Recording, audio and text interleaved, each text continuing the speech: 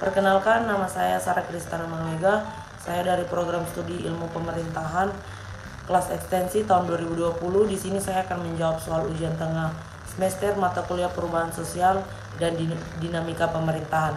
Soal pertama, jelaskan pengertian perubahan sosial daripada ahli. Yang pertama, William F. Ogburn. Dalam teorinya, Ogburn menyatakan ruang lingkup perubahan sosial terdiri dari unsur-unsur kebudayaan baik material dan imaterial. Fokusnya ialah pengaruh besar untuk material terhadap unsur imaterial. Yang kedua, Kingsley Davis. Davis menekankan bahwa perubahan sosial itu sebagai wujud perubahan yang terjadi dalam struktur dan fungsi suatu masyarakat. Dan yang ketiga, Samuel Koning. Perubahan sosial merujuk pada modifikasi dalam pola kehidupan manusia. Modifikasi tersebut bisa terjadi karena sebab dari internal dan eksternal yang mengakibatkan perubahan. Yang kedua, sebutkan dan jelaskan jenis-jenis perubahan sosial. Yang pertama, perubahan lambat atau evolusi.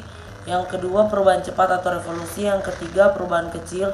Yang keempat, perubahan besar. Yang kelima, perubahan yang dikehendaki atau yang direncanakan. Yang keenam, perubahan yang tidak dikehendaki atau tidak direncanakan. Yang ketujuh, perubahan struktural. Yang ketiga, sebutkan dan jelaskan ciri-ciri terjadinya perubahan sosial pada suatu masyarakat. Yang pertama, berkelanjutan. Yang kedua, imitatif. Yang ketiga, hubungan timbal balik. Yang keempat, disorganisasi sementara. Yang kelima, terjadi di mana-mana.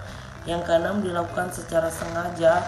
Yang ketujuh, menimbulkan kontroversi. Yang kedelapan, penggolongan watak atau tipologis. Oke, yang keempat, sebutkan dan jelaskan perubahan sosial dari 4 pandangan.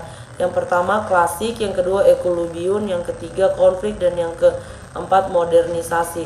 Yang pertama, teori klasik. Teori klasik menyeratkan bahwa setiap konsep kompleks memiliki analisis klasik, di mana analisis klasik suatu konsep adalah proposisi yang memberikan kondisi yang diperlukan secara metafisik dan secara bersama-sama cukup untuk berada dalam perluasan melintasi dunia yang mungkin untuk konsep itu. Yang kedua, teori ekulubium. Ekulubium diartikan sebagai suatu keadaan di mana interaksi yang terjadi antara komponen-komponen yang di dalam aktivitas hidup umat manusia dapat berjalan secara harmonis dan juga berimbang, serta memberikan dampak yang signifikan terhadap kesejahteraan umat manusia. Yang ketiga, teori konflik. Teori konflik adalah teori yang memandang bahwa perubahan sosial tidak terjadi melalui proses penyesuaian nilai-nilai yang membawa perubahan. Keempat, teori modernisasi. Sosiologi mendefinisikan perubahan sosial sebagai perubahan dalam interaksi dan hubungan manusia yang mengubah intuisi budaya dan sosial. Perubahan ini terjadi dari waktu ke waktu dan seringkali memiliki konsekuensi dalam jangka panjang bagi masyarakat. Baik, soal yang kelima, kemukakan pendapat individu tentang perubahan sosial yang terjadi di lingkungan masing-masing 5 tahapan pertumbuhan masyarakat modern.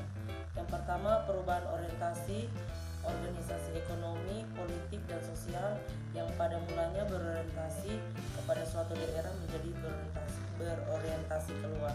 Yang kedua, perubahan pandangan masyarakat mengenai jumlah anak dalam keluarga, yaitu dari menginginkan banyak anak menjadi keluarga kecil. Yang ketiga, perubahan dalam kegiatan investasi masyarakat dari melakukan investasi yang tidak produktif atau menumpuk emas, membeli rumah dan sebagainya menjadi investasi yang produktif. Yang keempat, perubahan sikap hidup dan adat istiadat yang terjadi merangsang pembangunan ekonomi, misalnya penghargaan terhadap waktu, penghargaan terhadap prestasi perorangan. Dan yang kelima, perubahan sosial budaya dalam rangka modernisasi bangsa Indonesia dapat meningkatkan efektivitas dan efisien setiap kegiatan. Sekian dan terima kasih.